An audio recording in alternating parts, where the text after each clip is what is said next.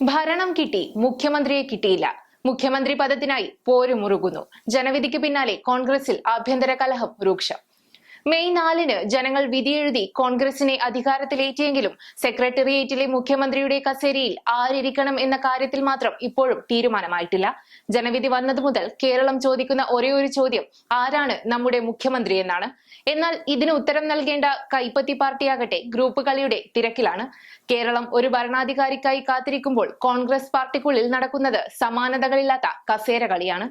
KPCC അധ്യക്ഷൻ മുൻകൂട്ടി ഇറക്കിയ സർക്കുലറിലെ മഷിയുണങ്ങും മുൻപേ അണികൾ അത് കാറ്റിൽ പറത്തിയിരിക്കുകയാണ്. ഓരോ കവലകളിലും തങ്ങളുടെ പ്രിയ നേതാക്കൾക്കായി ഫ്ലക്സ് ബോർഡുകൾ ഉയർത്തി അണികൾ നടത്തുന്ന ഈ ഫ്ലക്സ് യുദ്ധം പാർട്ടിക്ക് വലിയ നാണക്കേടാണ് ഉണ്ടാക്കുന്നത്.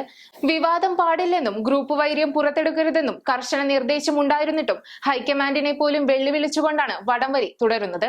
ഡൽഹിയിൽ നിന്നും ചർച്ച നടക്കുന്നുണ്ടെങ്കിലും നേതാക്കൾ തമ്മിലുള്ള ഈ തർക്കം പരിഹരിക്കാൻ ആർക്കും സാധിക്കുന്നില്ല. ജനങ്ങൾ വിശ്വസിച്ചേൽപ്പിച്ച ഭരണത്തെക്കാൾ വലുത് സ്വന്തം ഗ്രൂപ്പിന്റെ ആധിപത്യമാണെന്ന് തെളിയിക്കുന്ന രീതിയിലാണ് നിലവിലെ നീക്കങ്ങൾ. തിരഞ്ഞെടുപ്പ് ഫലം വന്ന് ദിവസങ്ങൾ പിന്നിട്ടിട്ടും ഒരു മുഖ്യമന്ത്രിയെ നിശ്ചയിക്കാൻ കഴിയാത്തത് മുന്നണിയുടെ ഉത്തരവാദിത്തമില്ലായ്മയാണോ കാട്ടുന്നത്? സംസ്ഥാനം ഉറ്റുനോക്കുന്ന ഈ നിർണായക ഘട്ടത്തിലും ചേരിതിരിഞ്ഞ് പോരടിക്കുന്ന നേതാക്കൾ ജനവിധിക്ക് എന്ത് വിലയാണ് നൽകുന്നതെന്ന ചോദ്യം ബാക്കിയാവുന്നു. പാർട്ടിക്കുള്ളിലെ ആഭ്യന്തര കലഹം തെരുവിലേക്ക് പടരുമ്പോൾ ഹൈക്കമാൻഡിന്റെ കടുത്ത അതൃപ്തിയും വകവയ്ക്കാതെ ഈ മുഖ്യമന്ത്രി ചർച്ച കേരളത്തിൽ ഒരു പരിഹാസമായി മാറിക്കൊണ്ടിരിക്കുകയാണ്. ഓരോ ജംഗ്ഷനിലും ഓരോ മുഖ്യമന്ത്രിമാർ.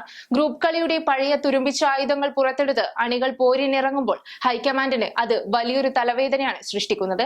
ജനങ്ങളോടുള്ള ഉത്തരവാദിത്തം എന്നത് തൽക്കാലം നേതാക്കളുടെ നിഘണ്ടുവിലില്ല. വടംവലി മുറുകുന്നതിനനുസരിച്ച് ഭരണസിരാ കേന്ദ്രം ശൂന്യമായി തുടരുന്നു. ജയിപ്പിച്ചത് ജനങ്ങളാണെങ്കിലും ഭരിക്കുന്നത് ആരാകണമെന്ന് തീരുമാനിക്കുന്നത് പാരമ്പര്യമായി ഡൽഹിയിൽ നിന്നുള്ള അശരീരിയാണല്ലോ. പക്ഷേ ഇവിടെ അശരീരി വരാൻ വൈകുന്നത് കൊണ്ട് ഫ്ലക്സ് അടിക്കുന്നവർക്ക് ചാകരയാണ്. News desk, news tomorrow.